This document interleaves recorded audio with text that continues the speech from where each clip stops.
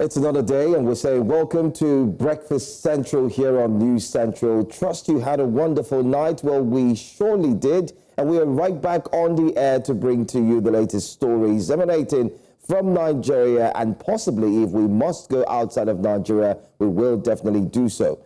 I'm Joe Hansen saying welcome, and I'm not alone, of course. Benga Aborowa is in the house. I'm Benga Aborowa. You're welcome to Breakfast Central. This Thursday, we have a lot in store for you, from insightful discussions to the latest news and so many things in between. Sit back, relax, grab your coffee, dig in. This is Breakfast Central.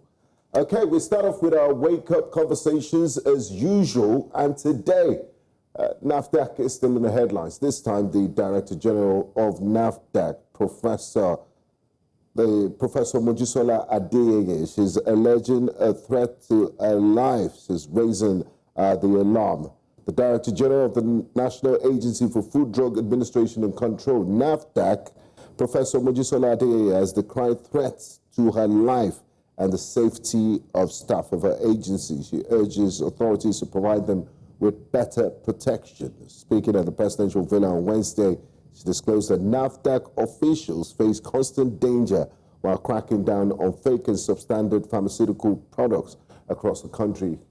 And it's just natural that this comes with its danger. If you look at the Mexican cartels and the Colombian cartels, when you go after the operations, they become very violent, because it's a means of sustaining their livelihoods. And if you attack them, you run the risk. If you do recall, the former NAFDAC, the late NAFDAC DG, Professor Dora Akuyili, did survive an assassination attempt on her life. It just goes to show you're doing a good job if those who are responsible for this evil menace in our society feel threatened. But like she said, the government owes them a duty, not just her as a DG, but all staff of NAFDAC, to protect and provide them with security. Yes. Absolutely, absolutely. I mean, Professor Adeyeye also stated that currently she doesn't walk freely on the streets anymore, which is not the life that she would want to live ordinarily. So now she's got security details, both in accommodation in Lagos. The police officers need to walk with her. She's got sirens. She's got, basically details are following her through in Lagos, and she also has the same in Abuja. Threats to life is not just for her. She also rightly mentioned that even members of NAFDAC, staff of NAFDAC who work with her, there was a case where she mentioned that one of the NAFDAC staff had her child kidnapped because they found out that she was with NAFDAC, and they trailed and kidnapped her child.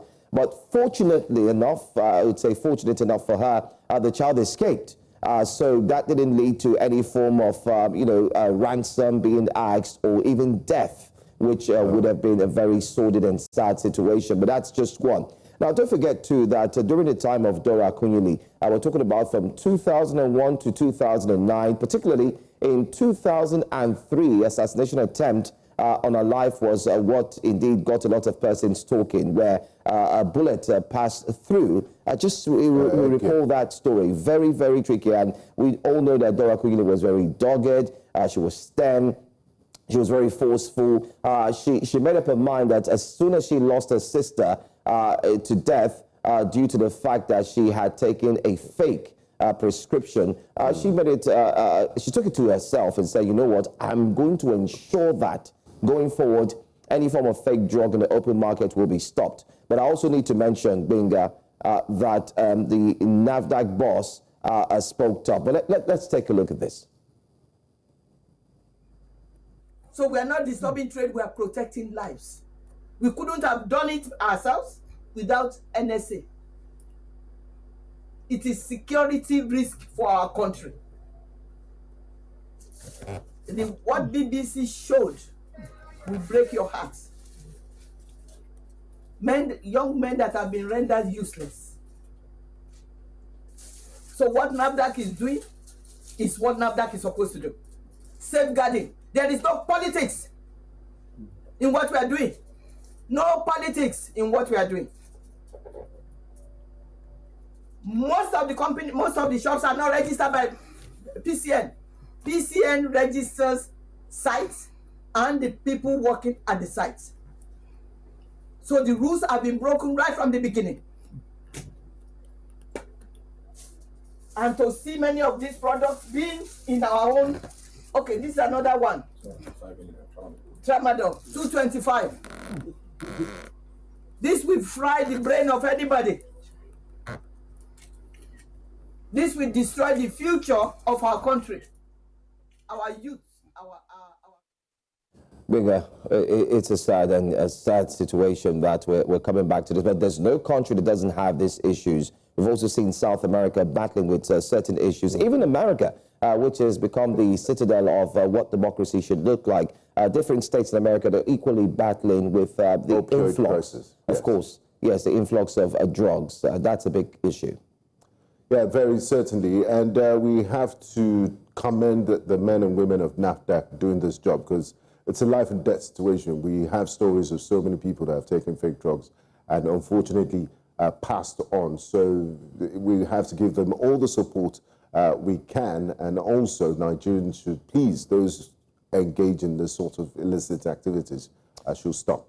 I agree. Well, let's not also forget that NAFDAC has spent the past few weeks, they've been working very, very hard, and that's why we've seen reports, videos, we've seen fake, drinks, alcoholic brands being replicated, being mass-produced. We saw where they're coming from, those dirty drums and so on. Imagine what that would do. So you now also wonder, why do we have an upsurge, an increase in the number of, let's say, number of people, yes, falling ill, having kidney failures, having XYZ and so on. It's as a result of this. And the youth as well being captured, let's use that word, captured, in the cult of being soaked in drugs, where they take drugs and continue to do so, destroying their lives. Well, the open markets, the open drug markets like the Ariaria in Aba, and not forgetting to the Eziuku in Abia State as well, and not forgetting NAFDAC also made a mass sweep in Lagos, Idumota, where you have an open market, an open drug market, and then they also went to another southeast state as well to ensure, that's Anambra to be precise, to ensure that they follow through with what they're saying. And this is what we want to commend. We want to really commend NAFDAC this morning and say, well done, Professor Attahiru. You're doing a great job. It's not going to be easy, like we see. The crown that you wear is one that comes with a lot of thorns. So you have to really put forth a lot of effort, and you're doing that. Nigerians commend you for this, because no parent wants to lose their child or their son to a drug overdose. Absolutely. Well, away from a NAFDAC story, while we're indeed celebrating the NAFDAC boss, let's go to a story we touched on yesterday, Binga, and to all our viewers. Yesterday, we did have the story concerning the Senate president, where he did talk tough, especially looking at the case between Natasha versus the Senate president, Godswill Akpabio. And it didn't stop there. Well, a new video did emerge where the Senate president also alluded to the fact that the senator, Natasha, just wanted to be at the front row seat so that she can be seen by the cameras being there. Interesting take. Let's listen to what Senator Akpabio, okay, I believe we don't have that video. But I did see that video making the rounds on social media, and I think Senator Akpabio is just making the situation worse and worse. I mean, they've referred her to the ethics committee. Disciplinary action will be taken against her. So I don't really understand why that has to be made public. And she does have a right to be seen and to speak, represent her constituents. I recall one of the videos she did in the wake of this conversation, in the wake of this controversy. She did mention that, look, the new place they're putting her is in the far corner, that no camera will be able to pick her up. And if she wants to raise a motion, it will be hard for the Senate president to get attention and all of that. But I can't wait for this episode to be over. It's too much of a distraction. Unnecessary distraction. Yeah, it's too much, Wenger, and it feels have it that this would not end anytime soon. Remember, there's a lawsuit now that has actually been, put forth. There are multiple layers. Yes, yes. So we're going to see different layers to this and so on. But the Senate President looks unbothered.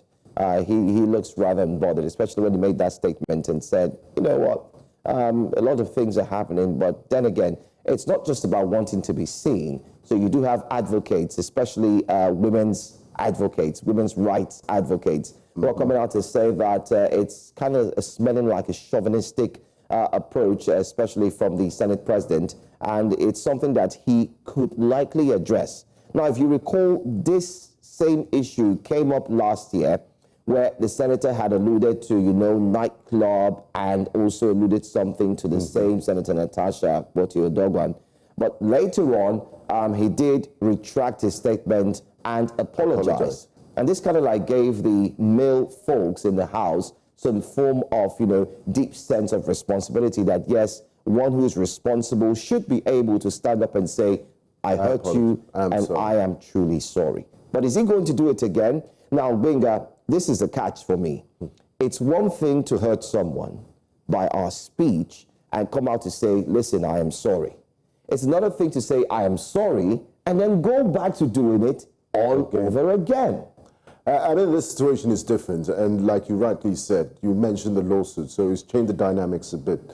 For you to take somebody to court shows a level of seriousness, and the suit is 100 billion naira, and the injury to the person of Senator Natasha Botiodogwan is quite serious. If you remember the humiliating message that was put on Facebook by an aide of the Senate President, Godswill Akpabio, making misogynistic statements and all of that. So it's going to, and you know the Senate President is a man with a big ego, so won't be expecting any apologies.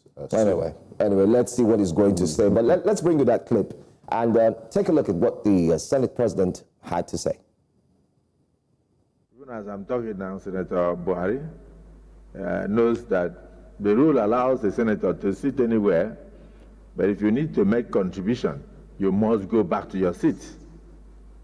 And part of maintenance of order from the presiding officer is that where a particular senator perambulates too much around the Senate, you recognize him to speak.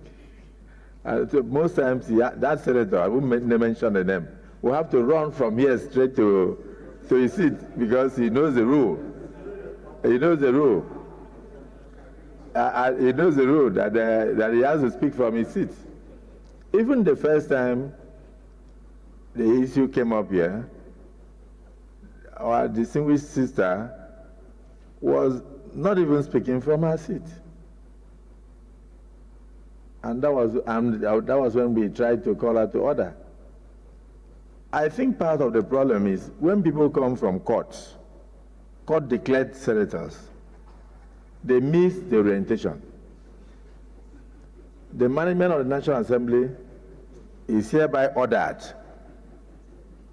to organize periodic orientation, particularly for senators who are midstreamers, who can midstream and did not start when their colleagues started. Because I remember that this particular senator, on the day she was sworn in, raised her hand to speak. I was scared, but I had to recognize her because I was saying, you just gave her the rule book. Part of what we give to you when you are sworn in is a standing order of the Senate. So I said, she wouldn't open the rule book to know what she's going to say. But she made the contribution on that day. I think 2 days later, she brought a motion. There's nothing wrong in being vibrant, but there's a lot wrong when you don't know anything about the procedure. A lot was said there. But the point I'm going to take, Benga, is where he said that's the problem you have with senators who come from court. And we all know the Senator Natasha Botiodogwan's journey to becoming a senator in the National Assembly. How it started from the court case. She also had issues with the white lion himself now, who is running katakiti, meowing everywhere, meow here and there, you know. The white lion. This case is not going to stop anytime soon, okay? I don't think it will stop. Anyway, tweet us. Let us know what you think about the case. And most importantly, that's all the conversation we're going to have on Wake Up Conversations this morning on Breakfast Central. If you're still asleep and you're still finding your feet, well, Wake up. Oh, yeah, let's tell you to wake up. Wake up. Let's bring you up to speed what we have today on our top stories coming up right now and right here on Breakfast Central. Today, Lagos State takes cue from Enugu, set to review tenancy law. Great conversation. We look out for that. APC NEC meeting, party leaders endorse efforts of President Bola Tinubu. And concerning INEC, Jonathan, that's former president, and Jega as well, raised concerns over the electoral processes. Ways and Means, CBN accused of blocking Senate probe into 30 trillion naira. And we'll bring to you the front pages of the newspapers. Make sure you tune in. But first, we'll go for a short break and bring to you breakfast headlines in a moment.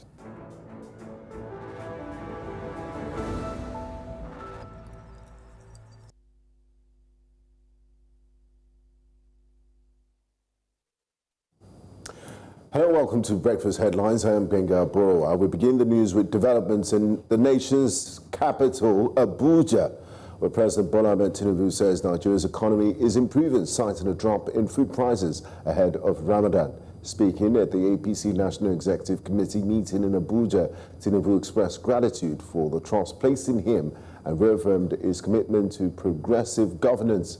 The meeting was attended by Vice President Kashim Shettima, Senate President Godswill Akpabio, and other top APC leaders. Party leaders pledged support for Tinubu's policies, emphasizing economic recovery and unity within the APC. National Chairman Abdullahi Ganduje assured members of continued efforts to fulfill electoral promises, while lawmakers vowed to support the president's reforms. The meeting followed an APC caucus session ahead of Tuesday night. And to politics, leaders of the ruling All Progressive Congress converged on Wednesday in Abuja for the National Executive Committee meeting of the party. The NEC meeting, the first since Tinubu's assumption of office in May 2023, comes a day after the National Caucus meeting of the party. President Bola Tinubu and Vice President Kashim Shettima were both in attendance at the National Working Committee Members Forum of State Chairman, former Governor of Zamfara State Abdulaziz Yari, Minister of Budget and National Planning Atiku Baguru, and Deputy Speaker Benjamin Kalu were all also in attendance. Conspicuously absent from the NEC meeting were former President Muhammadu Buhari, former Governor of Kaduna State Nasir El-Rufai, and former Governor of Rivers State and ex-Transport Minister Rotimi Amechi. Some positive news. Dangote Refinery has announced a significant reduction in the ex-depot price of petrol, decreasing it by 65 naira per litre from 890 naira to 825 naira per litre. This marks the second price cut this month, following a 60 naira decrease on February the 1st, bringing the total reduction to 125 naira per litre within the last 26 days. The refinery's moves aims to provide essential relief to Nigerians, particularly during the Ramadan season, and support President Bola Tinubu's economic recovery policy by alleviating the financial burden on the Nigerian populace. Dangote Petroleum Refinery has consistently demonstrated its commitment to easing the cost of living and providing relief to Nigerians. The new price takes effect on Thursday, February the 27th. And that's all on Breakfast Headlines. I'm Benga Borowa. Breakfast Central continues shortly.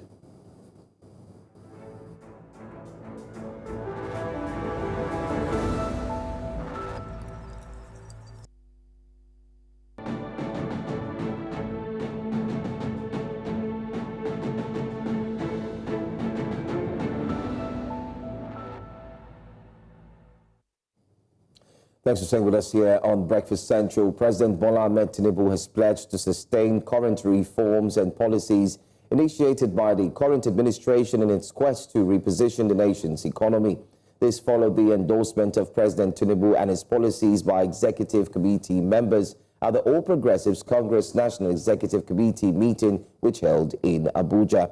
Party leaders, including the APC National Chairman, the Chairman of the APC Governors Forum, and Governor of Imo State, the President of the Senate, and the Speaker of the House of Representatives, all commended the President for the reduction in inflation, increased allocation to federation accounts and states, and the removal of fuel subsidy, the students' loan scheme, amongst others. Let's take a look at all of this in this package. The meeting started with an update of efforts by the National Working Committee to reposition the party ahead of its rivals. Your Excellencies, in fulfillment of our promise of taking the party to the grassroots, the National Working Committee introduced a new people-centered approach to campaign administration, instead of the usual practice of inaugurating national campaign governorship councils for states in Abuja. The campaign council are inaugurated in the affected states. President Bola Tinubu then received endorsements from some key leaders of the party on his efforts to reposition the nation's economy, including commendations on the state of the nation. Be it moved that this august body do pass a vote of absolute confidence on the leadership of President Bola Tinubu, GCFR, the President, Commander-in-Chief of the Federal Republic of Nigeria. On behalf of myself, as a former chairman of this party, a former governor of Enugu State, now a distinguished senator of the Federal Republic, and chairman of Interior, courtesy of the common Senate President, I rise to endorse the motion as moved by Governor Hope. Under your stewardship, Your Excellency, our economy has been rejuvenated from the depth of despair to the heights of promise. Just yesterday, the National Bureau of Statistics revealed that our GDP grew by 3.2%. The President of the Senate, however, urged the leadership of the party not to get carried away by present wins, but to remain vigilant. I must say that it is not yet Guru. We must not begin to clap with our own hands. We need the Nigerian public to join hands to clap with us.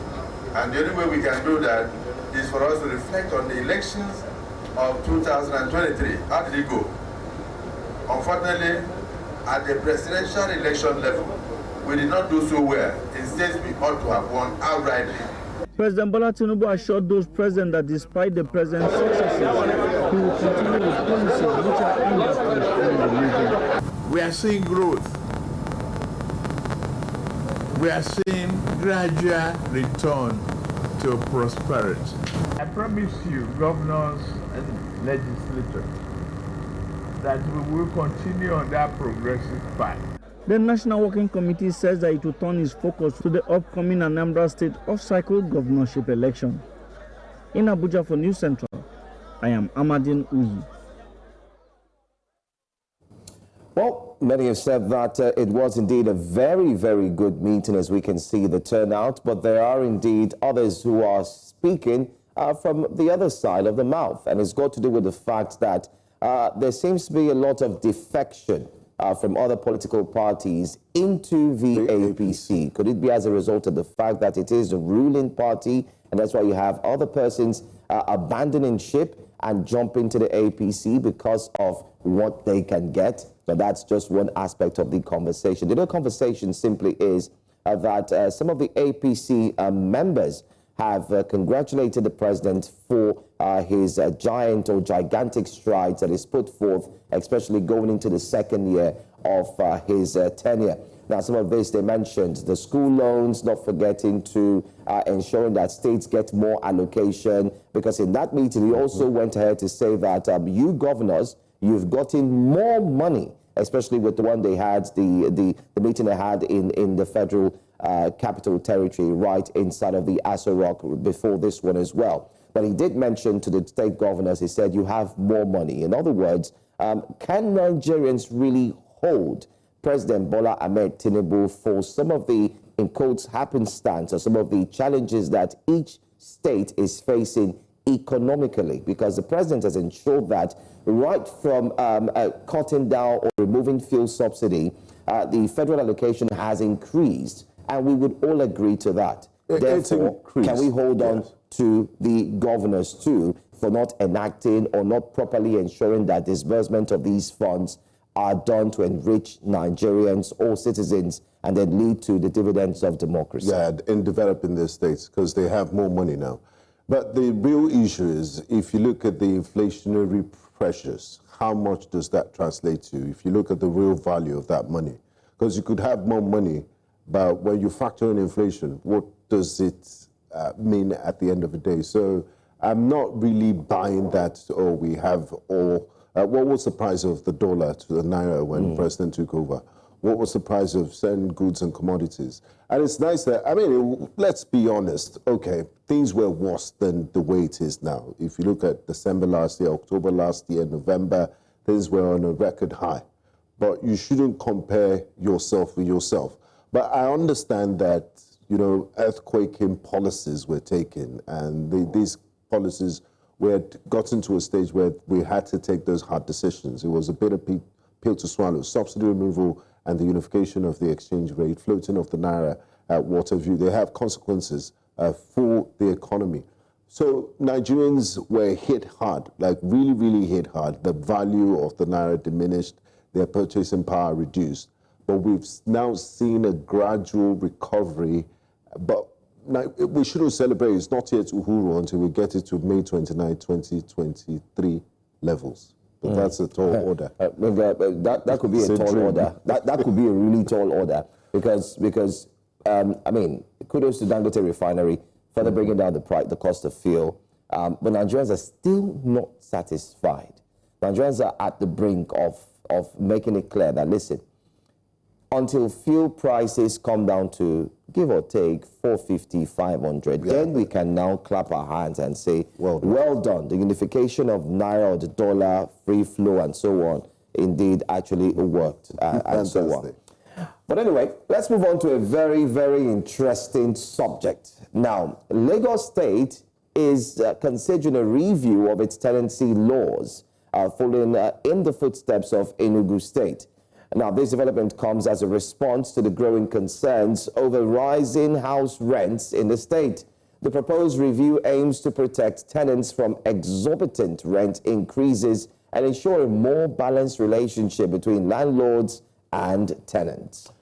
Here's what you should know. Enugu State government has amended its Landlord and Tenant Act, introducing a 10% ceiling for agency and legal fees, prohibiting caution fees, and setting defined duration for notices. Lagos State plans to review its tenancy law, focusing on addressing rising house rents and protecting tenants' rights, drawing inspiration from Enugu's reforms. The proposed review may lead to more affordable rent options and a more regulated rental market for both tenants and landlords in Lagos.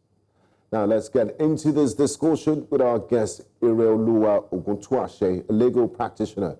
A warm welcome to the show, Mr. Oguntuashe. Thanks for joining us. Yes, thanks for having me. Good morning. Now, let's start with the obvious question. What is the current state of the provisions of Lagos State tenancy laws, and how do they protect tenants from arbitrary increases and unlawful eviction as we speak?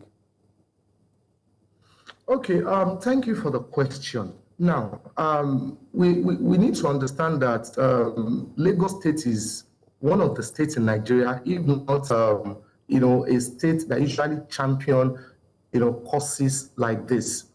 Now, with regards to the tenancy law, as far back as 2011, Lagos State has done well to enact into law a new tenancy law, which is quite different from all administrations of the laws that we've been seeing. Now, regarding protecting the interests of the tenants, as far as law is concerned, what the tenancy law of Lagos State 2011 envisages is a situation whereby the landlord cannot just arbitrarily increase the rent, particularly considering the locality or the location of the place the house is situated. So I'll give you an example. Assuming a house is situated in, let's say, for example, or let's now compare the rent in Egbeda to the rent in Victoria Island. So hence, you cannot, as a landlord, increase the rent in Egbeda to match up with the rent in Victoria Island. So these are part of the protections that the law provides. And again, another thing is, a tenant also has the right to reasonably negotiate with the landlord and even institute an action in court regarding increment in rent if the tenant can show that going by the increase in this particular rent, it doesn't match up with the rent that is obtainable within, within that particular locality. So if we look at it, that's basically how the Lagos State Tenancy Law has tried to protect the tenant with regards to rent. But I've joined your discussion, and I'm privy to what both of you are discussing in the studio. With regards to the introduction of some provisions in the Enugu State Tenancy Law that they are trying to do. Now, if Lagos State is trying to adopt this, we need to first consider the fact that the Lagos State Tenancy Law is rich in its sense. The problem that we have is the issue of enforcement. The issue of enforcement is very germane. For example, if we look at the Lagos State Tenancy Law, there are some provisions that the tenants are not even aware of as to using to protect themselves. Looking at Section 5 of the Tenancy Law in Lagos State, for example, it is an offense punishable by a fine of 100,000 for a landlord to not issue out receipt to a tenant. I know most people will not know that. Sorry, so come again. Can you repeat that again for emphasis so that those watching can... Section 5 of the Tenancy Law of Lagos State. A landlord must always issue receipts to a tenant. There are instances whereby, a tenant would take up occupation in a particular house, and the tenant must have paid the tenancy, but the landlord will refuse to issue a receipt or will neglect to issue a receipt. That in itself is prohibited by Section 5 of the Tenancy Law of Lagos State. It mandates the landlord to always issue receipts upon payment. Assuming the landlord has failed to issue out a receipt, that is a fine punishable by 100,000 naira fine against the landlord. And we need to understand that when the law prescribes a fine can only be applied upon conviction. So that means that it is actually a criminal offense for a landlord to deliberately fail to issue a receipt to a tenant. That is what I'm trying to say. So if we also look at the provision of Section 44, subsection 1 of the Tenancy Law of Lagos State, we would also realize that a tenant is protected from forceful ejection.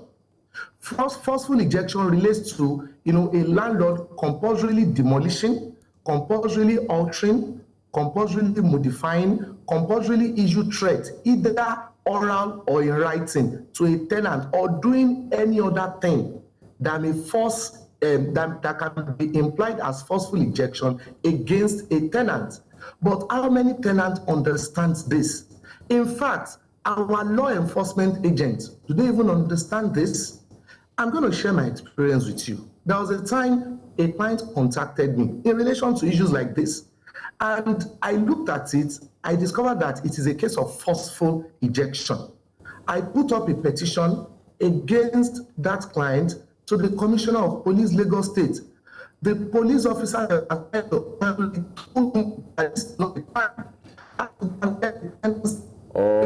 to show them. Sorry. I had to go and get the Tenancy Law of Lagos State to show them. So that will even show that there are several provisions that are replete in the tenancy laws of Lagos State that are not even being enforced. Let's start from there. Before we can even now talking about adding to it, the ones that we have that relates to the rights of the tenant, to what extent has it been enforced? To what extent has the law enforcement agency, has it been able to enforce it with a view to protecting the interest of the tenant?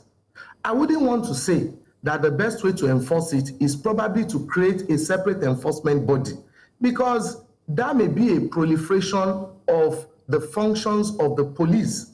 But again, if we look at it, whenever you have a law, for example, the Pension Reform Act of 2014, Section 17 of the Pension Reform Act of 2014 creates the National Pension Commission to enforce the provision of the Pension Reform Act.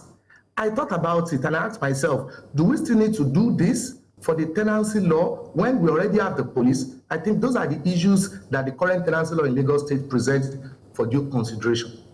Well, you've spoken a lot, and I think you've equally touched on the questions that we all had to ask, which is enforcing and ensuring that the law takes its legal course. Because whether we like it or not, we do know as journalists that Lagos State has a lot of laws that would protect both the tenants and the landlords. But it seems like the enforcing of these laws are no longer in the process. But let me ask this.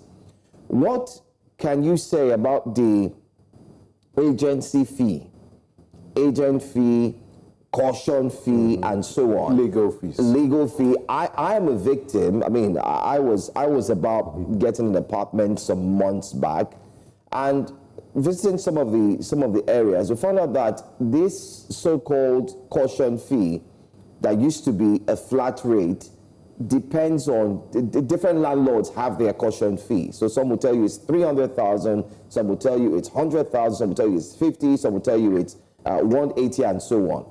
What does the law say about this, and what's the best way to address this issue? Okay, number one, you guys still understand I'm a lawyer, so I would a little bit be sentimental towards legal fees. Of course, a lawyer is entitled to professional fees. Yeah, but how much is the legal fee? How much? Professional fees, my brother. What's the percentage? Okay, it's all right. Now, I will use myself as an example. I'm always very careful enough not to charge more than 10% if I prepare a tenancy agreement, and I will tell you the reason. Now, we seem to have a standard practice or a standard price when it comes to the issue of tenancy agreements, or when it comes to the issue of agreements in general. Although that not to say that depending on the consideration payable as rent, I may not reduce it. That's my practice. And I also believe that that should be the practice of several other lawyers. So I can directly speak to professional fees with respect to agreement. But again, have we not considered situations whereby a lawyer will not even prepare agreement at all? An agent will be charging agreement for what the lawyer should have done. That's another thing we also need to look out for. Agents taking the place of lawyers or imposing themselves as lawyers, trying to get a template of an agreement that the lawyer has already prepared and leveraging on that. That's one we have established several times. Now, let's talk about caution fee, because before we can determine whether the fees are justifiable or unjustifiable, we need to look at the etymology of these fees. To my mind, caution fee will come in a situation of, let's say, a property has just been built, and the landlord wants to put the tenant in possession. Of course, there are instances where you can make this tenant. There are instances where you have a child or children that may practically destroy a new building or that may deface it. So that's the basis of the reason caution fee is being charged. Now, caution fee is that to caution you in the event that you damage anything here, you are going to pay. But however, even in the caution fee, I would also advise that natural wear and tear should be put into consideration. What are natural wear and tear? We all know that some of the items that they use in building houses substandard may not be as durable as it seems to be. Can you hear me? Yes. We can hear you well. Yes. Okay. So some of the items that they use in building houses may not be as durable as it seems to be. So even when I include caution fee in an agreement, I would always accept natural wear and tear. So natural wear and tear will mean that if peradventure had bought something and it's not good, then it may not be the responsibility of the tenant to pay for it, or it may not come under caution fees. So when we say caution fees, if, for example, now I rent a house of, let's say, 1 million, and I told the tenant to pay caution fee of, let's say, 100,000, I expect that after the tenant is leaving the premises, I should come and inspect the premises. If the premises is being put in a tenantable position, exactly the way he met it, or very close to the way he met it, I also expect landlord to refund the caution fee. So when we talk of the issue of caution fee, we shouldn't look at it as an amount that the landlord will have, and the landlord will appropriate solely to himself alone. No, it's an amount that when you pay, it is usually a contingency fee. In the event that you pay this money, you are moving out, and probably you've damaged something, then we are going to use it to replace it, or we're going to use it to buy it. Mr. So there are some things that are related to it. So a landlord must actually take an inventory of now, Mr. Ogutuashe, because we're running out of time, just before we go, if you can answer this question in less than 30 seconds, I would really appreciate. The landlords watching this now would be watching us and say, look, come on, guys, we're only making these increases because of the present economic realities. You've paid more for petrol, you're going to pay more for telecoms, internet, everything, food. In the last 2 years, you're part of the system, you've seen what is happening. Now, how can tenancy laws balance protecting tenants without infringing on landlords' rights to earn a profit on their investment? Quickly, if you can, please. It's very simple. Now, there is no provision in the tenancy law that stipulates how much a landlord should charge as rent. I just believe that in everything that we do, let's apply conscience and let's apply goodwill. That's the only thing I would say. Because if we look at the provisions of the law, there are some lacunas in the law that the landlord may actually leverage on. There are some lacunas in the law that the tenant may actually leverage on. It all depends on people applying their conscience. I will not, in good conscience, go ahead and stay in a house and deliberately damage it. The landlord should not, in good conscience, exorbitantly charge for rent when the landlord knows for sure that this property doesn't go for that type of rent. That's basically what I'll be advising. All right. Thank you so much, Mr. Ogutuashe. This conversation is not going to end here. Hopefully, we'll get to have some other lawyers join us live in the studio next week. If you're opportune to be one of them, please feel free to come through. We need to dissect it using our screens and break it down. We need to understand, listen, we're going through a lot. So people having to pay rent that's increased over 400% is also a lot. But let's not talk further until we meet again and have this discussion. Thanks for your time. All right. Anyway, the conversation doesn't stop here. We'll touch on that when we see what Nigerians are saying concerning the tenancy law. But let's talk about INEC right about now. The integrity of Nigeria's electoral process has been a subject of concern, with former President Goodluck Jonathan and ex-INEC Chairman Professor Attahiru Jega weighing in on the issue. They emphasized the need for the Independent National Electoral Commission, INEC, to remain independent and free from political interference. Now, here's what you should know. Jonathan and Jega stressed that INEC's independence is crucial for conducting free and fair elections. Former President Jonathan highlighted the presence of ghost voters as a major obstacle to achieving accurate votes. Both Jonathan and Jega advocated for merit-based appointments in INEC to ensure the Commission's integrity. To get elections right, you need an election management body that can do its work professionally, impartially, efficiently, in order to deliver election results with integrity.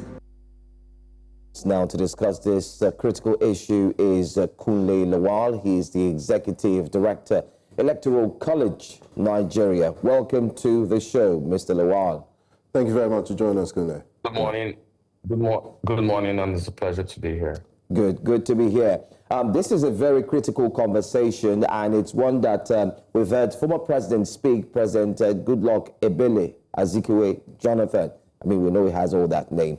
Talking tough about the integrity of Nigeria's electoral process. What do you make of that statement that until INEC is truly independent, do you think, as an executive director of Electoral College of Nigeria, do you think that INEC is independent?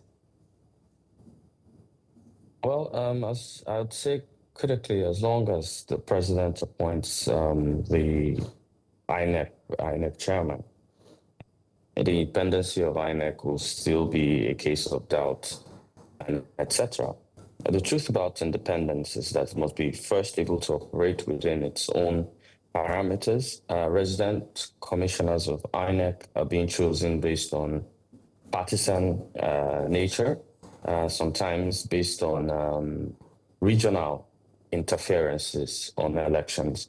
And I think that that is the crux of the particular issue on the independence of INEC. So first, the president appointing the INEC chairman, and then secondly, resident commissioners being elected on regional sentiments or state sentiments or partisan sentiments. And those for me are key indicators which hinder the independence of INEC. Now, Kule, former President Jonathan did mention that ghost voters and other forms of electoral fraud remain major concerns in Nigeria's elections. In 2025, we're talking about the Internet of Things, we're looking at blockchain technology and all of that. And INEC did introduce the BVAS in the last elections. We thought the biometric BVAS, yes, we'll get the full meaning of that in the course of the program.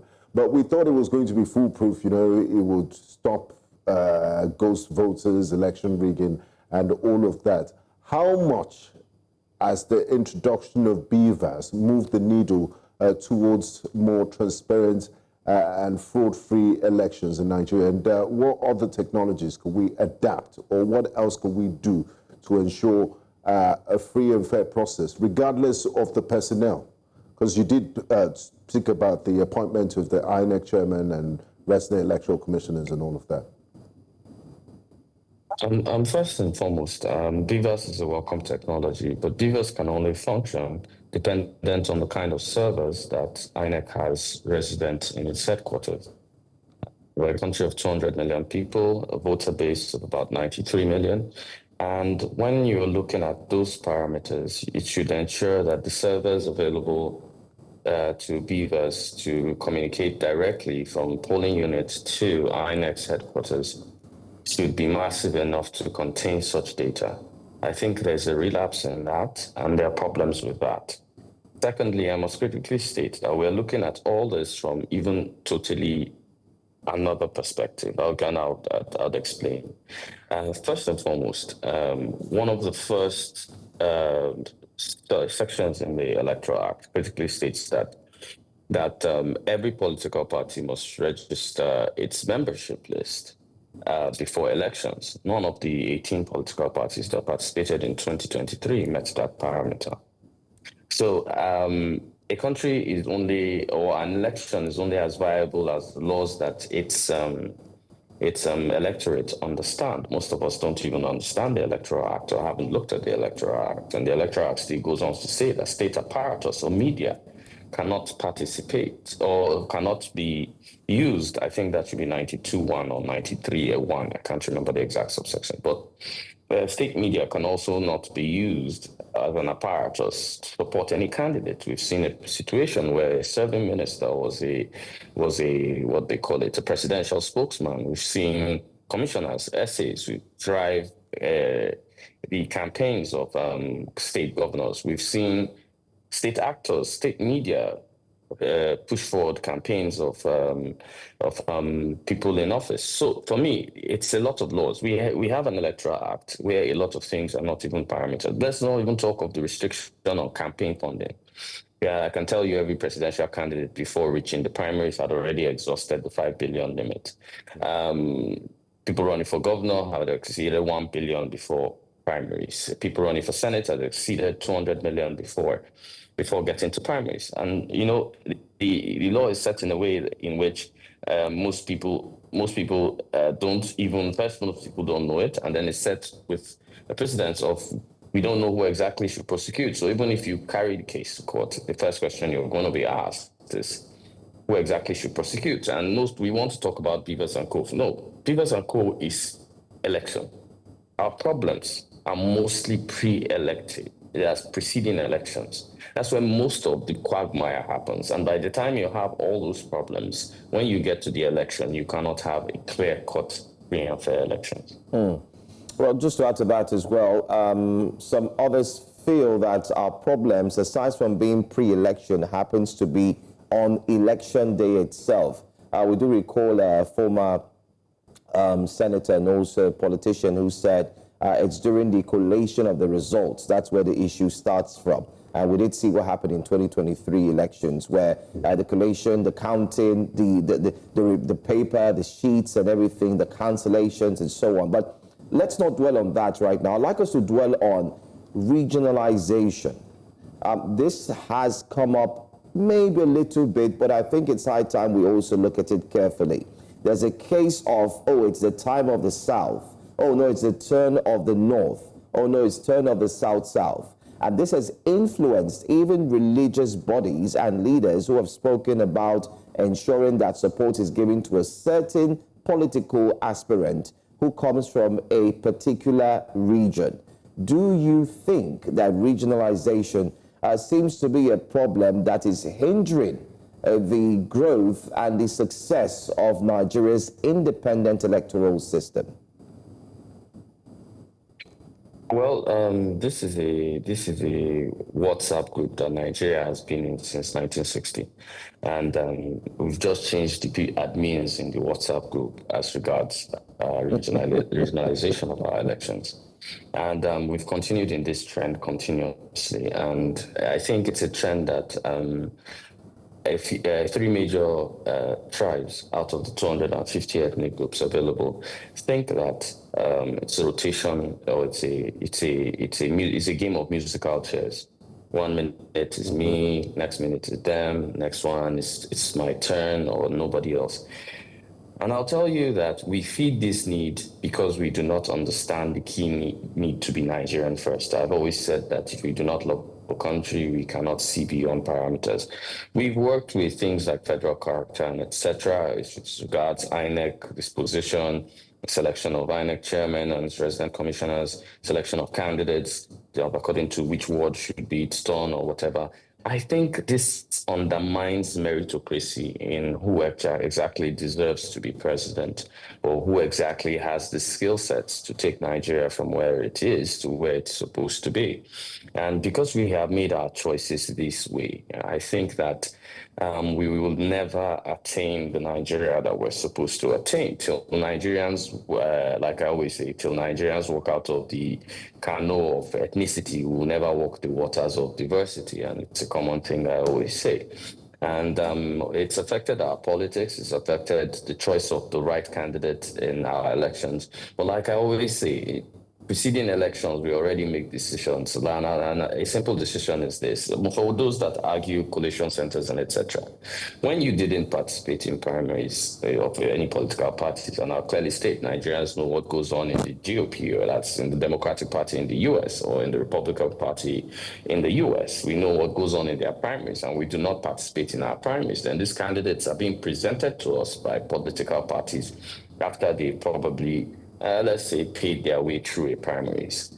Do you consider that an election or a selection? And for me, that's the most critical problem in Nigeria's election cycle.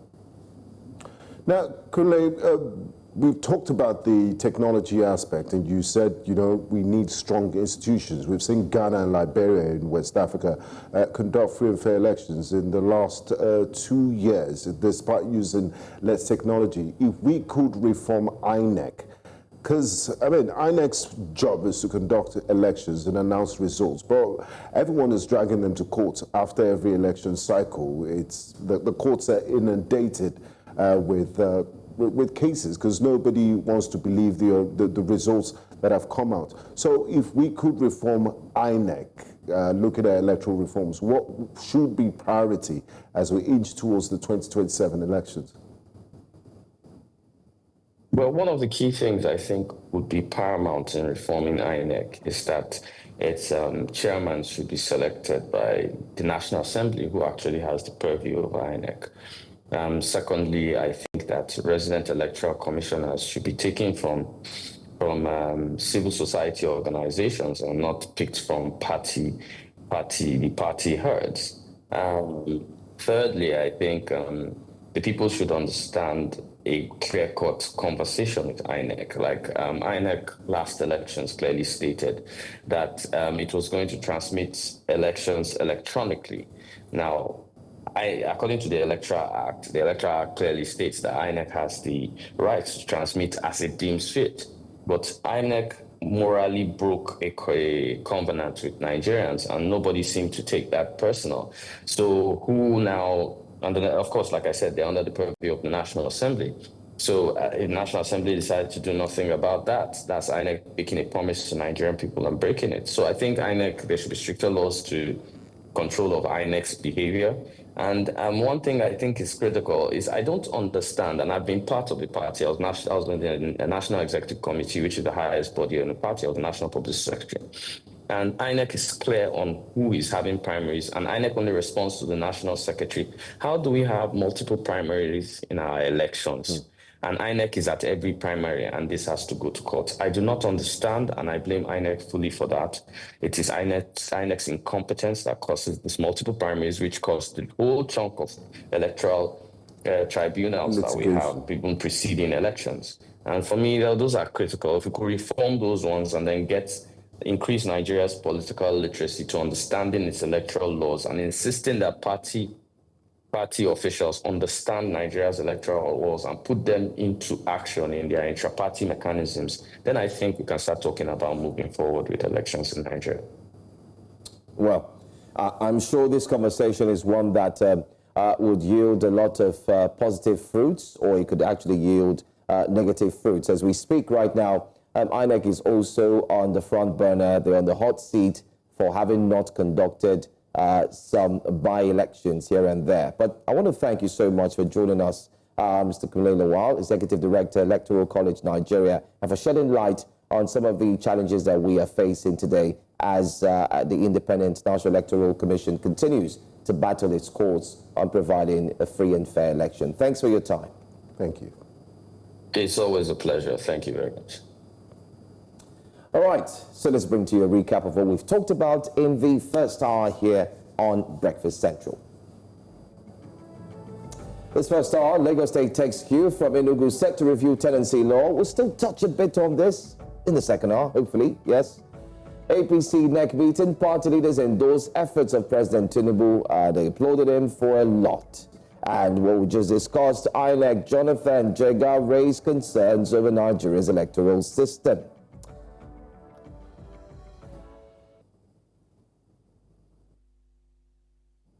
And coming up on Breakfast Central, Ways and Means, Central Bank of Nigeria accused of blocking Senate probe into 30 trillion naira. Will bring you the front pages of the newspapers.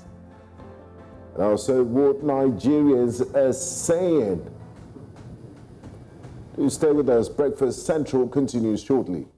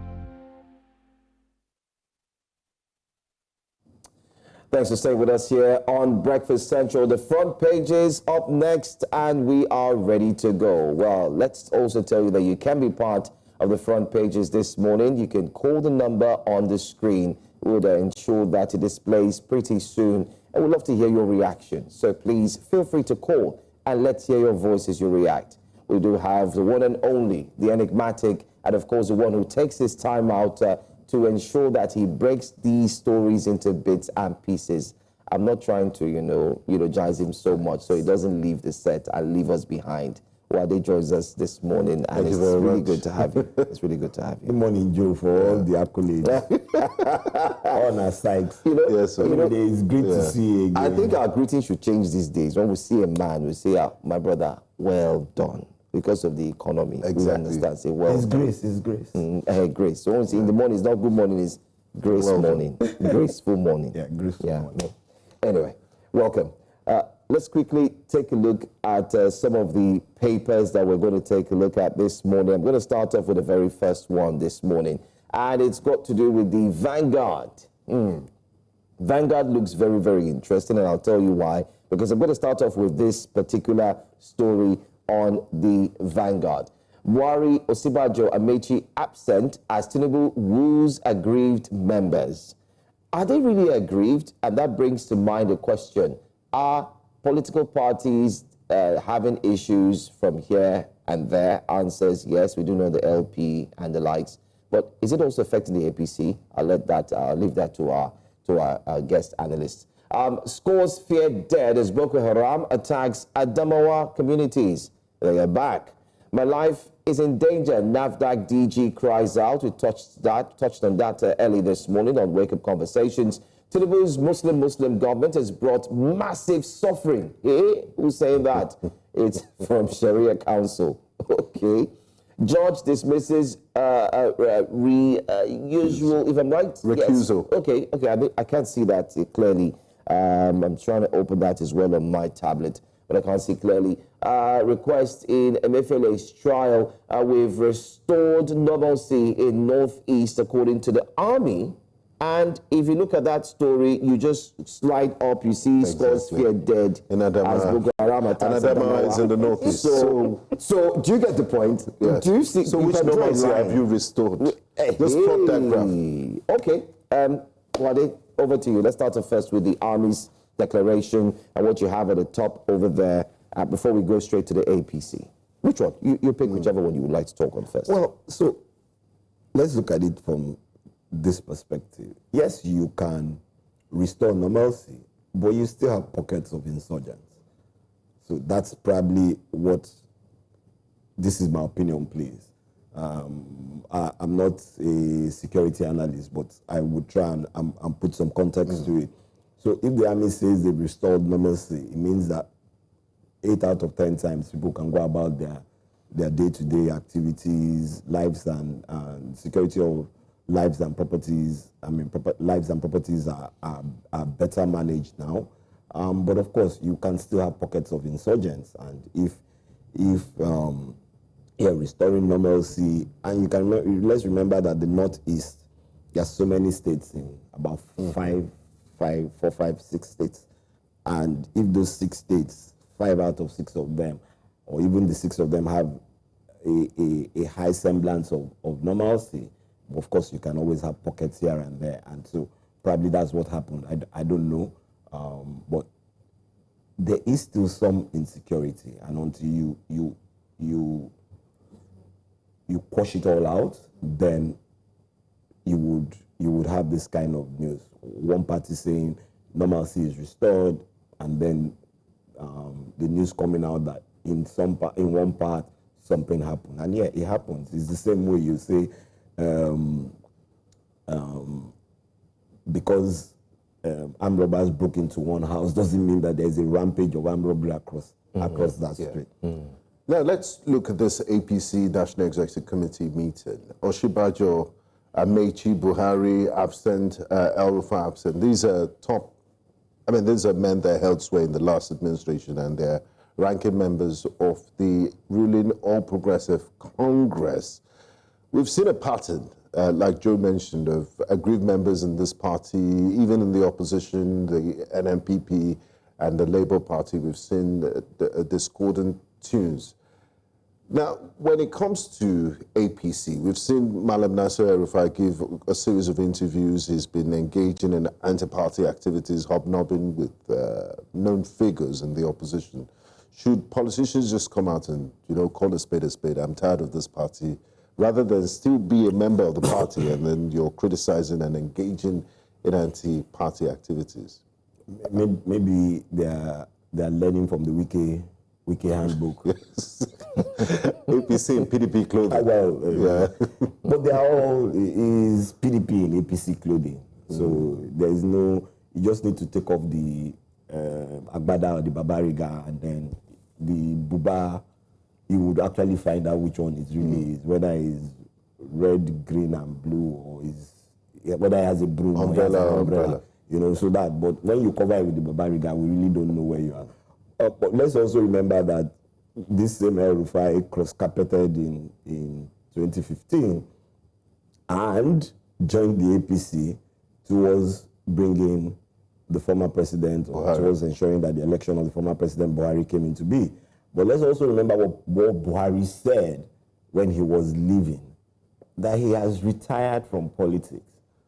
So does he need to be there? If he doesn't want to play in the political arena, then let the jolly old man go and retire and rest in Katsina, where he is. As for Shibajo, he was the orator at the IBB book launch. So if he decides that he doesn't want to come to party activities, maybe he was absent.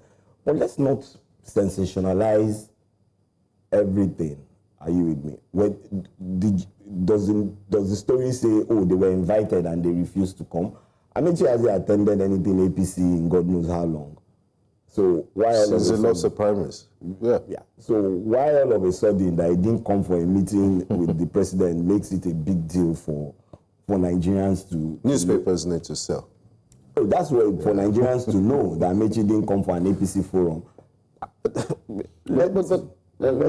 Maybe I should play the devil's advocate here, but don't you think it's a big of a problem that they weren't at that meeting? Because whether we like it or not, this is a political party that's currently in power. That's one. You'd expect that all its members should be in unison amidst all the drama that's happening in other parties, where some people are, in other words, they are jumping ship to another party. We've seen what's happening to the Labour Party, how it's slowly degenerating, disintegrating, slowly just running out of steam. People are leaving. The boat is starting to sink. So many have said that ordinarily you would have expected that an Amechi would be there. He was part of the past administration. You also expect that Osibajo, who was equally running for presidency, and then a video emerged. I don't know if you saw that video where many people gave accolades to President Bola Tinubu for bowing down, for putting his head down and holding Osibajo and shaking him and saying it's good to see you. So they would expect that there's peace, not in the Middle East now, but there's peace in the APC. So I think shouldn't they have been there? Don't you think so? Showing courtesy must be standard, because they say respect reciprocates respect. So if you meet a former vice president, of course you will show some courtesy, even if you are the current president. And that's some courtesy, and that's what he has done. And in Nigerian and African parlance, that's good. It doesn't mean that we don't have our differences. And it should never be that we don't have our differences. We might have our differences in terms of opinion. We might have our differences in terms of ideology. And if my ideology doesn't agree, or my opinions don't agree with yours, then you will try and woo me to understanding better what your ideology is. And if at this point in time they've not been able to bring them into this table, all well and good, we will try again. Yeah. 2027 is 2 years away. It's around the corner. It's a long time. It's short, but it's a long time. We still have to go. The president still has to manage the affairs of Nigeria until 2027. So for them not being at one party meeting doesn't mean that the world should come to an end. And these are things we must always remember. And like I said, if Amechi hasn't featured, the last 2 or 3 times I saw Amechi, he was talking against the economic issues in Nigeria. And saying Not Nigerians are from a those personal perspective, but from what he believes. And he almost sees. sounded like an activist. Exactly. But so because I'm in one party doesn't mean I would agree with everything that the president does or the vice president does. Absolutely. And like I said, Amechi didn't deliver his state. Wike did. So. Wike of the PDP, you forgot to add. No, I'm not even adding anything. Yeah. Wike of PDP. Okay, you guys want to add that. But that's the person who delivered. Let's take a look at the. Let me leave it at that. Let's take a look at the Guardian newspaper, the headline. Yes, the Guardian newspaper is still talking about the NEC meeting. A second term, amid row, APC NEC passes vote of confidence in Tinubu and Ganduje. And on top of that, we have Dangote slashes PMS price by 65 naira. Ipman warns of marketers' loss. Ipman warns of marketers' lost. All right. Okay, that's let's look at the daily leadership. The daily leadership, Dangote reduces petrol to 82 naira. 825 naira per litre for marketers, and intervene in Benue judicial crisis now, CSO still, federal government. My life is in danger, says the NAFDAC DG. We did talk about this in our wake-up conversations. And we also have made in Nigeria helicopter to fly soon, Naseni. Well, they should fly that. Yeah, you should go on the pilot. You should go on the test flight. No, as a patriotic Nigerian. You'll be making history on the test flights. You have that confidence. And then they will provide all the insurance covers that I require. And maybe, one or two parachutes do happen. It's the same way you have to get an insurance for your car. Then you will insure if part of your airline, if you are flying out or you are flying on a plane, your ticket, part of it has insurance cover. You are right. So what are we? You are right. So now MFLA loses bid to stop corruption trial. Now, I want us to look at some of the stories, especially the NAFDAC boss saying her life is in danger. And also, I would like us to look at the reduction in PMS price and why Ipman is not happy about this. Why Ipman is not happy about it? Yes, they're not. They say they're losing money. And are you in Nigeria? Yes. Are you happy that prices are going down? Of course I'm happy. So as Nigerians, we should be happy. Ipman, they are businessmen. They should go and look at their business model and see how they can work around the modalities and ensure that they make money, whether they... Ipman is not happy. Refineries in Europe are not happy. Belgium is losing a lot of money exporting refined petrol products to Nigeria. It has changed the international dynamics. Like, I've always maintained here that if Nigeria does what it needs to do and what it has to do, then Nigeria will be a net exporter of petroleum products. You have the shores, you have the land, you just need to build in that infrastructure. We've started. I mean, Dangote exported. And that's what, like I said, I've been an advocate for deregulation of the downstream, petroleum subsidy removal. And I'm not scared to say that, and I will say it again today. I'm glad that they removed subsidy on petrol. Yes, prices went up higher, but it's coming down, and it will go How up. low can it get? I can't tell you that. I can only tell you that the price, if crude oil prices go as low as what we had at COVID, prices will go down significantly. But let's also remember there is an exchange rate issue. True. But we've seen more stability with the exchange rate over the last 6 months. And this is something that I remember when this administration first came into play. We continue to mention, myself, my partners at Nairametrics, we continue to mention what we require is stability for people to plan.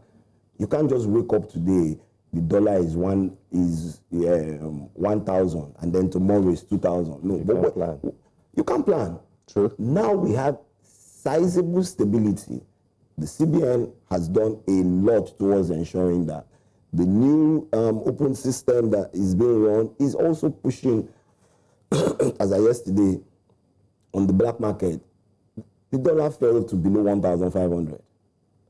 So let's have that stability. If we can have that stability over the medium term, we've had it for the short term, over the medium term, and if there are no crises that will jack up international crude prices, then we would have some stability in that market. I can't tell you, I need to go and check my computations and all and tell you, okay, and give you the different amounts of, or it can be based on what the Nigerian exchange rate is and the dynamics at 1,500 naira. So I can tell you at $10 a barrel and so on. We've seen daggers drawn at the Dangote. They have enemies. Some have come out to say, look, it's going to lead to losses for marketers like Apeman, the refineries in Europe, even NNPC that should be on Nigeria's side. I really don't understand. I don't know businessmen.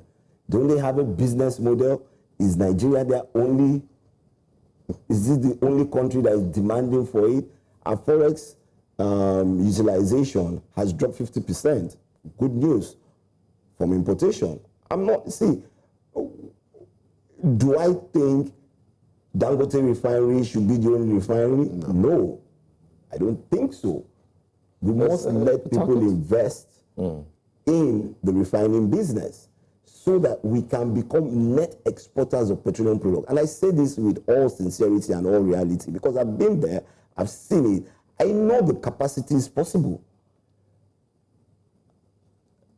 And the other question for me will always be this. We have, I don't have the exact, but when you look at Apapa, you look at Kirikiri, you look at satellites, the depots that are there, what's happening to them? And these are things that regulators, the government need to sit down and work out what are the modalities for those people getting those products there. And once that is done, the next thing is how do you move products out of those places outside Lagos, which is the mainstay of where petroleum products come into, and that's through the pipelines. I continue to maintain that Nigeria's petroleum pipeline network is probably one of the most sophisticated in the world. Yes, it was built in the 70s, but it was #1 technology when it was built. And has it changed? No. The problem is it hasn't been used. And I know over the last 2-3 years, there has been negotiations going on in terms of people who want to manage that facility. How do you manage it? How do you run it? I don't know whether contracts have been fully signed. But if contracts are signed, people are going to invest in these things. But the government needs to give assurances that there will be an enabling environment for businesses to try. If we walk the pipelines, then petroleum prices coming out of refined products in Nigeria, whether you're buying the crude from outside Nigeria, is being supplied by APC, we would get there. All right. Well, we do have Chudi calling us from Lagos. Chudi, good morning to you. Good morning. Yeah. Can you speak up so we can hear you loud and clear? Okay. Thank you very much for having me. All right. I think the Director General of the NAFDAC is doing a very good job. Fake drug is one of the things that has rendered this country useless. If you ask me, she is right in anything she's talking about. She's saying, if you have not experienced fake drug, the aftermath of fake drug,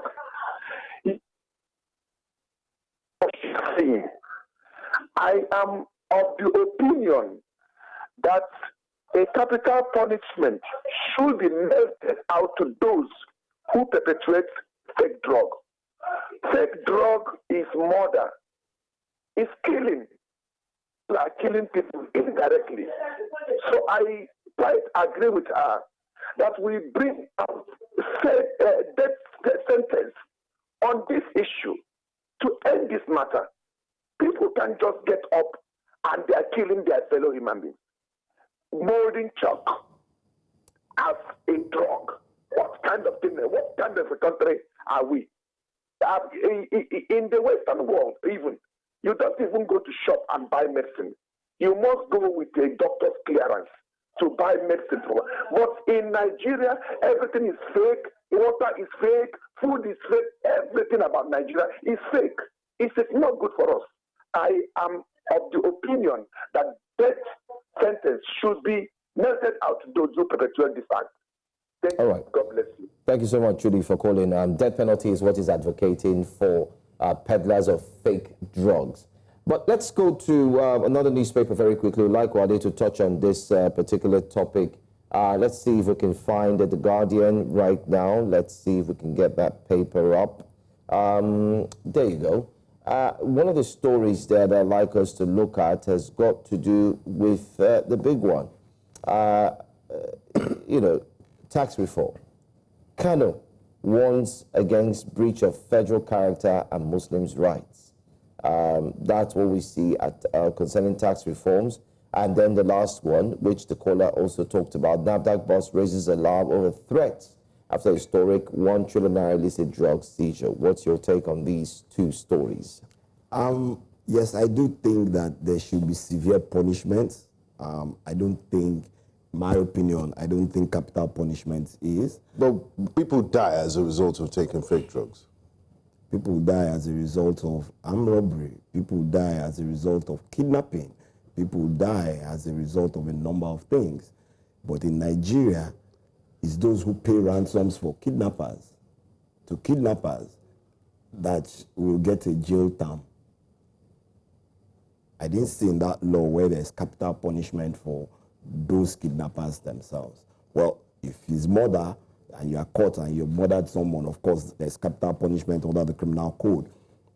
But yes, there should be severe punishment for that, because what you do is that you endanger the lives of Nigerians. But it just tells you about how the system has gone from up to down over so many years, where even regulators don't regulate what they are supposed to regulate. And I'm glad that they made this decision, and I'm glad that the NAFDAC boss is pushing in that direction, because we also saw under the late Dora Akuyili what happened, and where they now came to be some semblance of normalcy. Thank you for that. And that's it. In my opinion, I don't think capital punishment is the right path. So why are they after her life? Her life is under threat now, and members of NAFDAC, the staff. So let me tell you one thing about how things should work. And my prayer is that nobody kills her or nobody harms her, but she must build a system and an institution that helps everybody within NAFDAC understand the reality of what they do. Then everybody in NAFDAC, the people will be after their lives. Is that right? Yeah, that's some of the Is stuff. that right? No, it's wrong. However, that's a system. We saw it shouldn't be about the individual. God forbid. But if anything happens to her and you put the next person there, then you must work that system in the same manner she has done. And that's how you create legacies. We speak about Dora Akuyili, but after she left, we saw what happened, unfortunately. And that's that for that. But like I said, capital punishment, in my own opinion, is not what I think is the right, but there should be severe punishments for 20, 25 years imprisonment. But the National Assembly should actually sit down and look at the laws, or put out a law that makes it that way, and not just, So she should push for that also from an advocacy perspective as the DG of NAFDAC. The other story was... Yeah, I told you to speak on tax reforms. Kano, they're warning.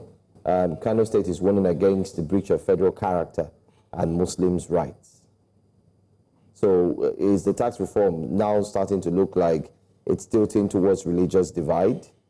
Because some have argued, you have the Kano Hispa, the religious police, they go about destroying alcoholic beverage, and they enjoy taxation that comes from charging Nigerian breweries and other companies that produce alcoholic beverages. So they're saying, if you're going to be religious, maybe we should then start, you should stop and taking which is some of the things I think maybe we should start by saying that if you are not allowed to sell XYZ that brings about taxation, then you don't have access to that.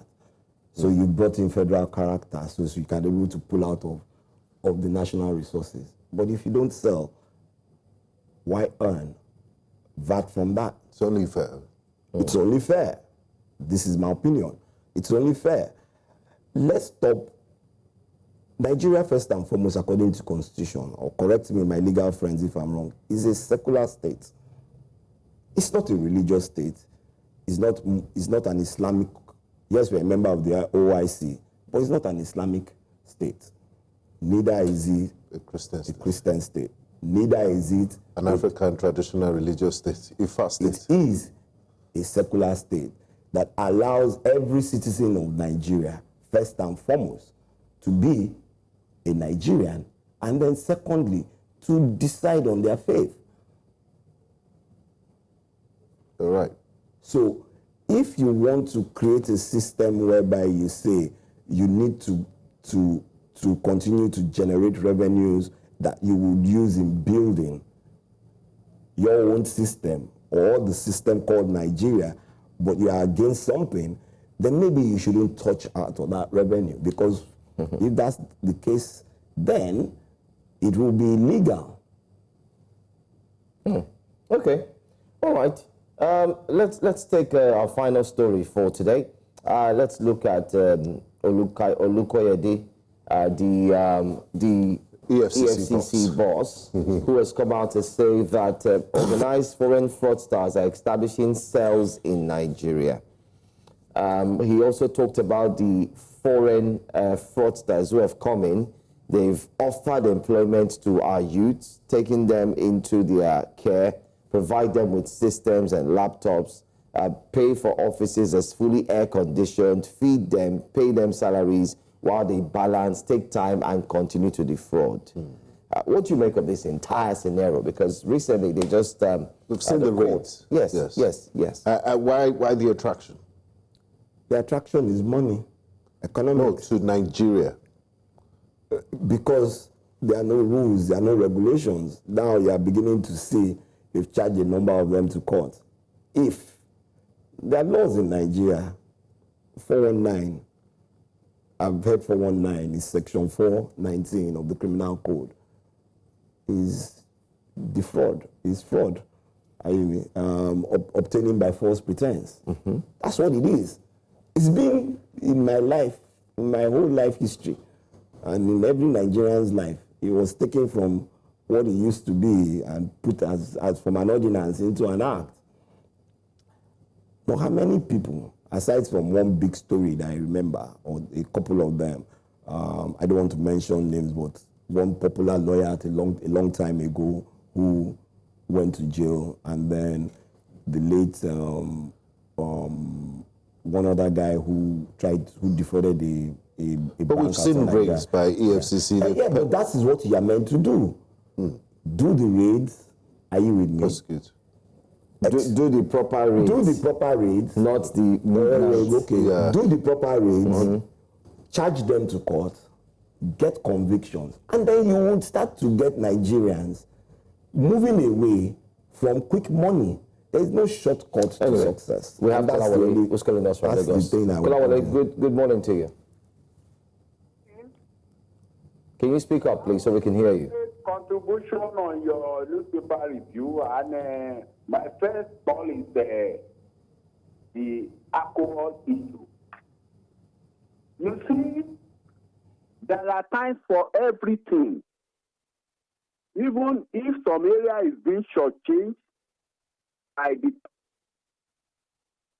as time goes on, everything will take care of itself.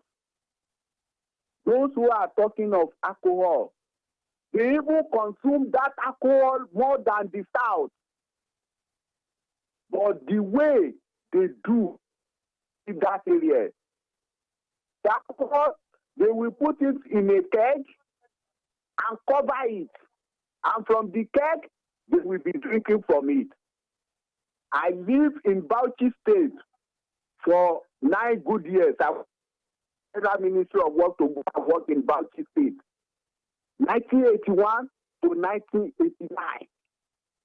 So let us leave that area. Let them be deceiving their people. Let us leave that area. About the issue of children going into drug issue, let the law take its course. Let separate the drug issue from the normal court. Let them set up a tribunal that even when you are caught, there is no option of going to Supreme Court or Appeal Court. The tribunal should be final. You will see that people will sit up. All these our children going into drugs, they will sit up. Let me tell you, I tasted cigarette, cigar. I tasted it. They call it SM cigarette. I tasted it. When I woke up in the morning, I now discover it was smelling all over my body. Today, I did not ever eat today. So, these are the things that ruin someone, our children. Government should do something about this. All right. Thank you, Mr. Kolawole. Thank you for your call. Thank you. Thank you. Well, that's the summation for today's front pages. I think Mr. Kolawole has done a great job bringing the pages let me just add to what he says. I don't think we need to set up a tribunal. I think we need to let the justice system work and function efficiently and effectively. Where people commit crimes and they go through that system, it's not for the rich or the poor. It is for every Nigerian that the justice system works, and it works efficiently. Where rules and regulations have been made and people have broken them, then enforce them. It's as simple as that. You don't need to set up special courts. As long as there are consequences for actions, exactly. People would your choices, and like I always tell people, your choices are based on three things. Your decisions, you act upon those decisions, but let's always remember that you're the one who faces the consequences first and foremost. And once you realize that and you face those consequences, before Joe will come and bail me from behind the counter, I don't collect the mosquito. Exactly.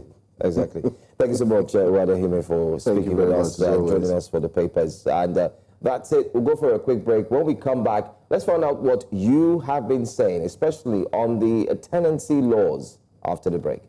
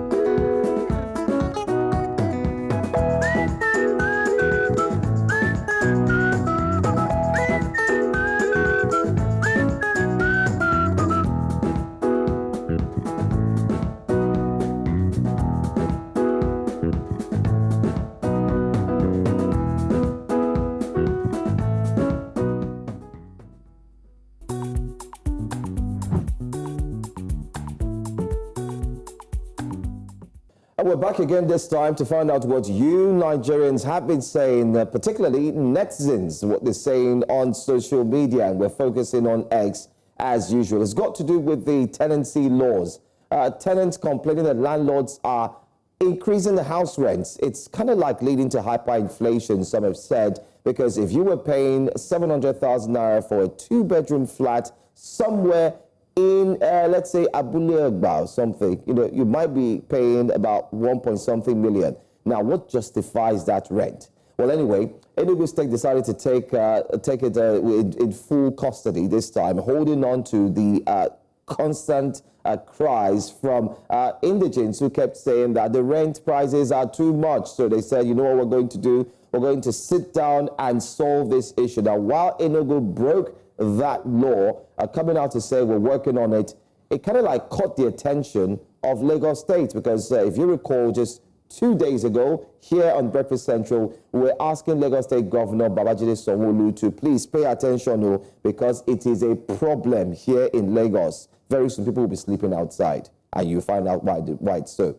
Anyway, the special aide to the governor, Gawat, who uses Mr. Jigs on X, actually commented on this. As you can see there, Jibril Gawat said, Lagos, in caps, coming soon. A very strong issue, but must be well discussed and implemented after deliberation by the Lagos House of Assembly, especially following after what Enugu had done. And I must say this here, on what Nigerians are saying, that I really appreciate the way the special aide to Governor Sanwo-Olu was able to interact with a lot of persons on X, and that's why we decided to focus on his page today and see how people are indeed speaking. So let's start off with our very first tweet. When he threw it open on his page, people started responding, and the first one happens to be Abiodu, who goes by the name City Boy. Of course, you know who the real City Boy is, right? You should know by now, yeah? That's your, Anyway, City Boy replies, Mr. Jax, who happens to be the special aide to the governor. He says, a guy got a 2-bedroom apartment for 700K here.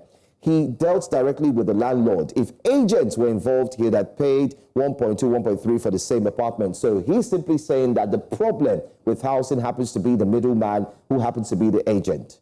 Do you think agents are the problem? Drop a comment when we indeed put this up, and let's hear what you have to say as well. Well, another comment under his page says, sir, that 10% agency and commission fee, na the real issue. House go be 700K, them go add 500K on top. Not be true, not true now. And that's what we know. That's what happens, because if you're paying 700,000 for a house, you add 500,000 to that. Of course, you know what you're paid at the end of the day. You're paying about 1.2, just like the previous tweet had indeed also said. But this is also more response to what the special advisor said.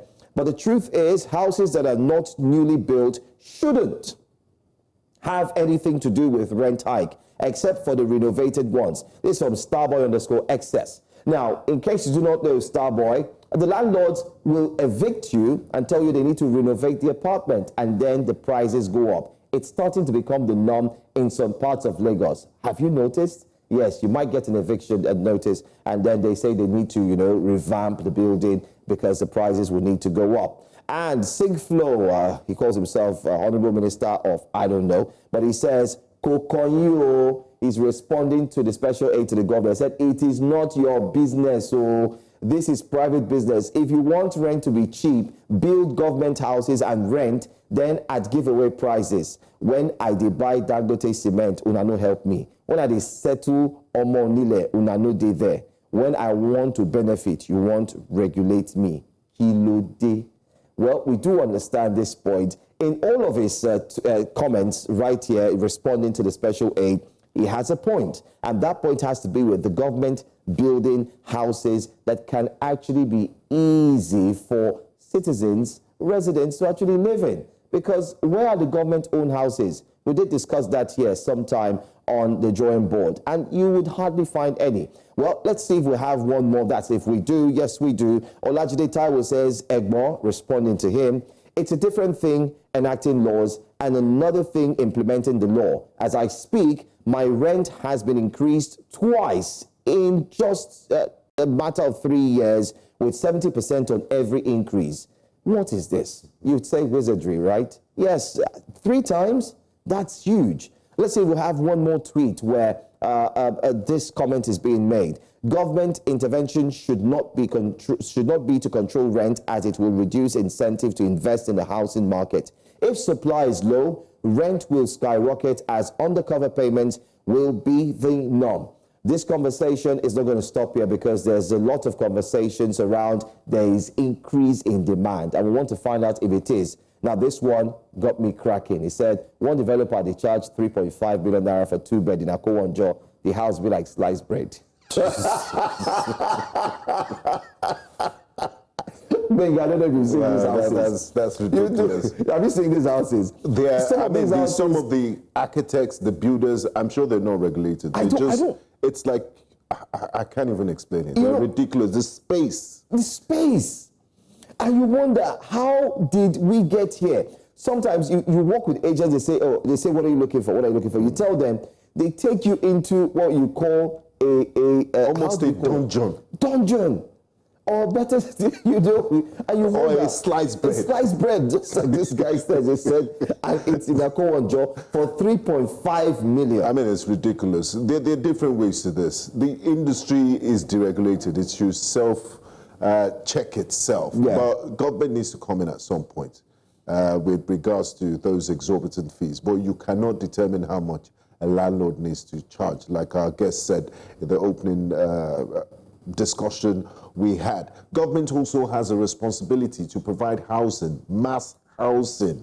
They're cheap. You could use technology to do prefab houses. There are container houses. There are different ways you could, work around your budget depending on the location. Because housing is a basic human right and a need. So when government provides a lot, I mean, it would reduce the demand from the private landlords and let that low cost. I mean, Jakande did it in the past, and some of these buildings are still standing. A lot of Lagosians are still enjoying. So it can be doable, and it should be truly low cost when you say you're providing low cost housing for the masses. I agree with you, but you see, in the interim, before the government wakes up, because as far as I'm concerned, the government is sleeping on mass housing. How do we deal with this particular problem? There seems to be an elephant in the room. I mean, it's got to do with the increase of rent. The laws are there; they're protected. Like now, it's implementation, and the landlords will get very personal. Like if you're taking them to court or you're challenging them. Not all landlords are like that, but some of them will get personal and look for a way to just, this guy's a troublemaker. And you know our nature as people, I don't want wahala, let me just pay for this. And that's what makes them do all these sorts of things. Look at the young man that said his rent has been increased arbitrarily in the last 3 years. 3 years, 70%. It's shocking. And what's really shocking is the fact that you do have some of these houses in certain areas that shouldn't even get up to that price. So what's the yardstick? How did you take your rent from just being 300,000 naira for a room to all of a sudden 900,000 naira? And when you talk to them, they say it is what is obtainable. Maybe the landlord added service charge. Maybe he has 24 hours electricity. Is he providing fuel? He's built tennis court, jacuzzi, swimming pool, perhaps, in Akowanjo. Anyway, this goes to show what this goes to show what Nigerians are saying on social media. Netizens are talking tough. If you have not been bitten by the rent problem, or I'd say the rent bug, then you might want to start thinking carefully, because it will come. It will come. Every single Nigerian is talking about it, how they have to pay so much for house rent, or how the landlords are indeed tripling or doubling the rents just by the day without any information as to reasons why they have to do that. But that's all we're going to take on what Nigerians are saying, and that segues into our exit on Breakfast Central for a Thursday morning. It's been very, very refreshing, I must say. At least we've been able to touch on some of the very important topics like this. As always. Yeah, as always. And we've also touched on the issues concerning what really affects you, most importantly. Tomorrow's going to be a beautiful day, Benga. I want to believe so. Yes, absolutely. We always have a great time here, and you learn a lot. There's always takeaways and nuggets for you on Breakfast Central. So join us same time tomorrow for Breakfast Central. I'm Benga Boras. Bye-bye.